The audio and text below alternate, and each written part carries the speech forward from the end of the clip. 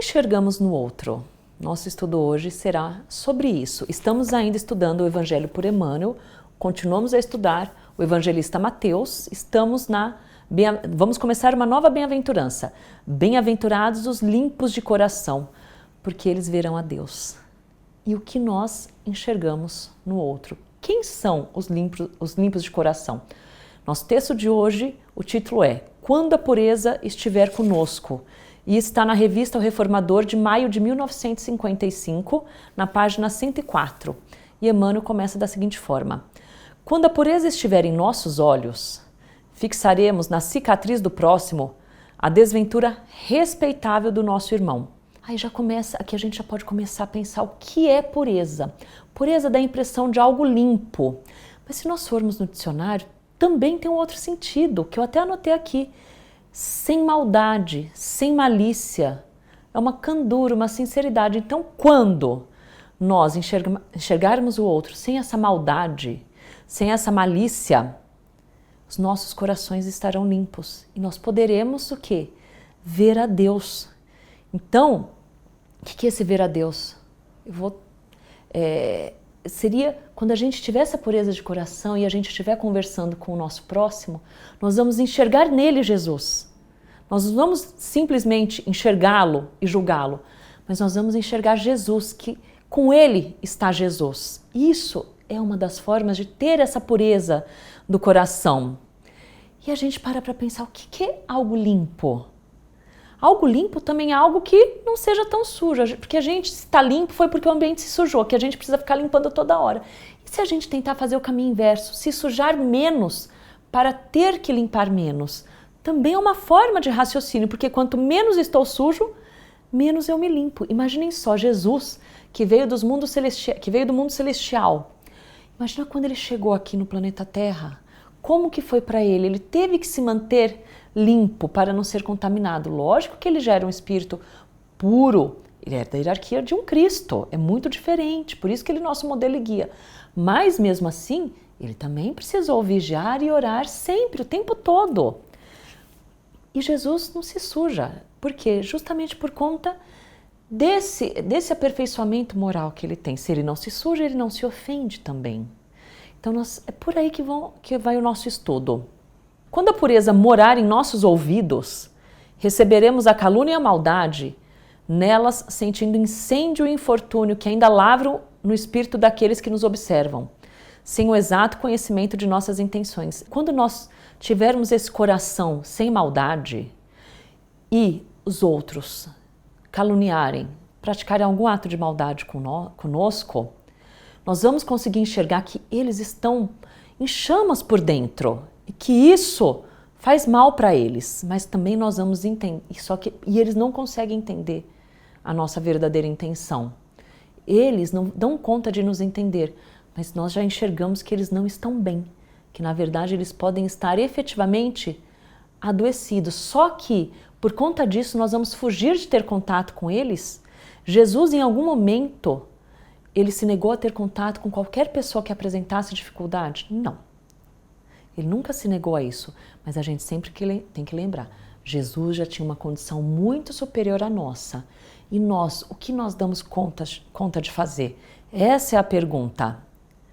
Quando a pureza demorar-se em nossa boca, a maledicência surgirá junto de nós, por enfermidade lamentável do amigo que nos procura. Muitos vão nos procurar para praticar a maledicência, veiculando-lhe o veneno, e saberemos fazer o silêncio bendito com que possamos impedir a extensão do mal. Então, quando uma pessoa vem até nós praticar a maledicência, seja em relação a qualquer outra pessoa, vamos ficar em silêncio.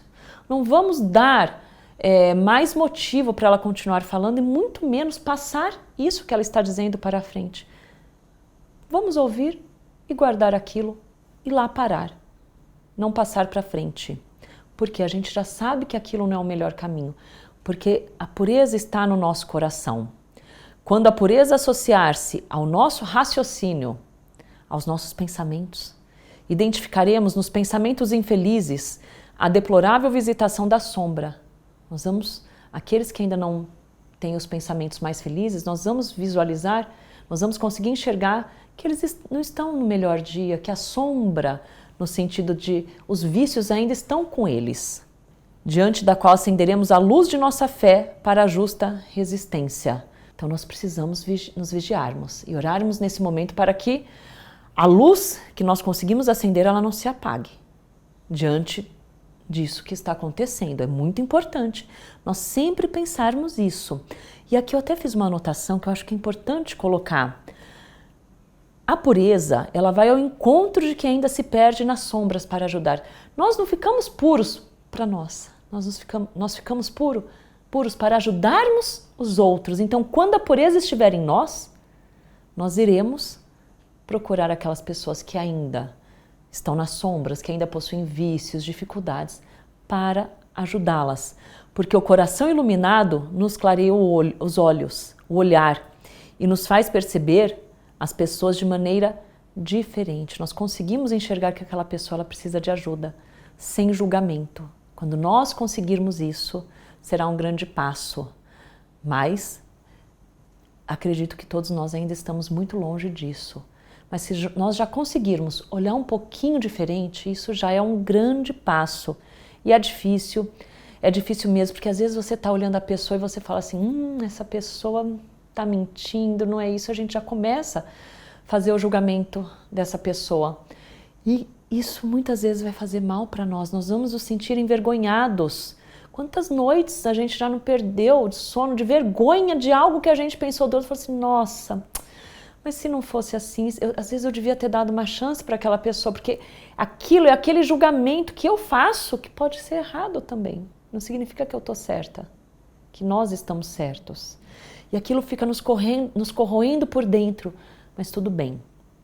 Nós estamos aqui, somos imperfeitos, vamos errar e vamos aceitar, mas o mais importante é identificarmos quando a gente faz alguma atitude que não é legal, enxergarmos, reconhecermos e modificarmos. Procurarmos modificar a nossa ação, o nosso pensamento, porque todos nós temos altos e baixos, e é assim mesmo. Mas se a gente conseguir identificar isso, já é um grande passo. Quando a pureza respirar em nosso coração, o endurecimento espiritual jamais encontrará guarida em nossa alma, porque a gente vai irradiar alegria.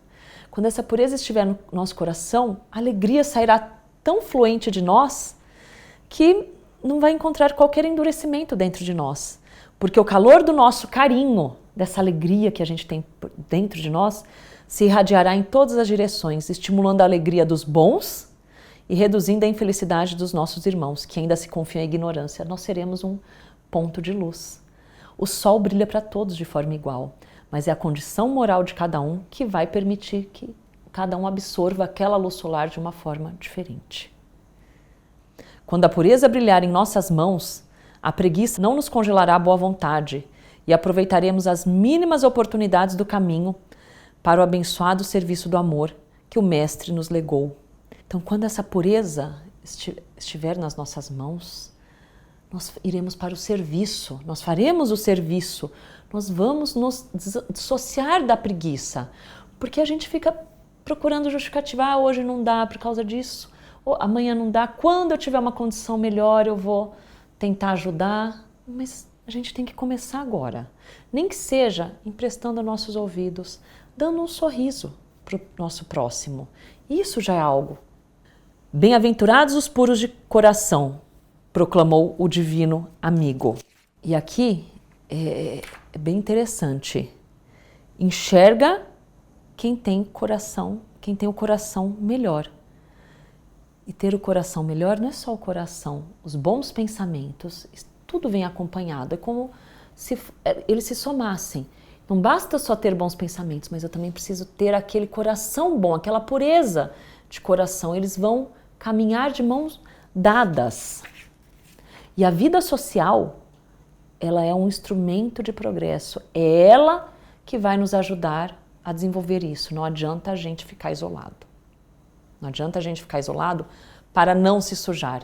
A gente precisa dessa vida social para que nós possamos aprender a aceitar o outro e a nos aceitarmos, porque nós erramos tanto quanto os outros. Muitas vezes, quando a gente olha para o outro e julga, é porque a gente tem aquele defeito. Se não tem nessa vida, já tivemos muito, que ele está tão impregnado que a gente tem condição de reconhecer isso no próximo.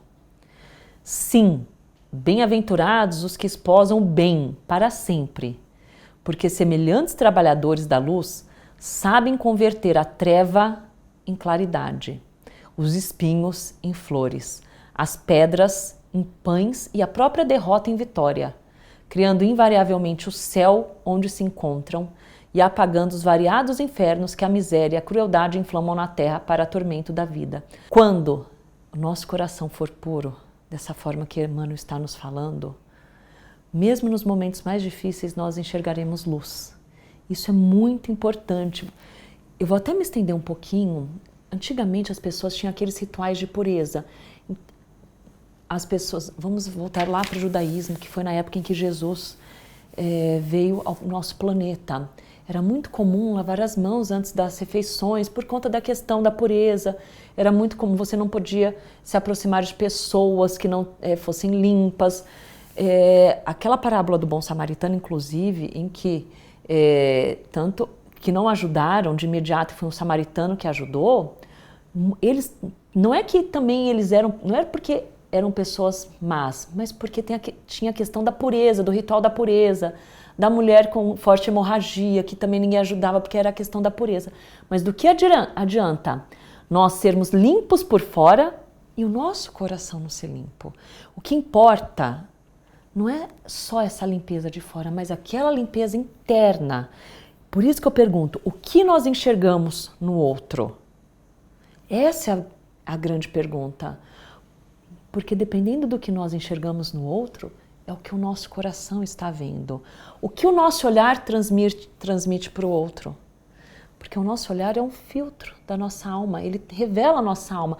Nessa pandemia que nós passamos, a gente só podia olhar os olhos da pessoa. E o que os olhos daquela pessoa passavam para você? Confiança, raiva, ódio, amor. Porque aquilo era o retrato da alma da pessoa. Nossos olhos são nossos retratos. E o que o nosso olhar passa para o outro? É isso que eu gostaria de propor para vocês nessa reflexão de hoje. Se vocês puderem, escrevam nos nossos canais, respondam o que você enxerga no outro, o que o seu olhar passa para o outro. Calma, tranquilidade ou não, ou passa uma tempestade para o outro. Se você gostou, se inscreva nos nossos canais e nos acompanhe. Até o próximo estudo.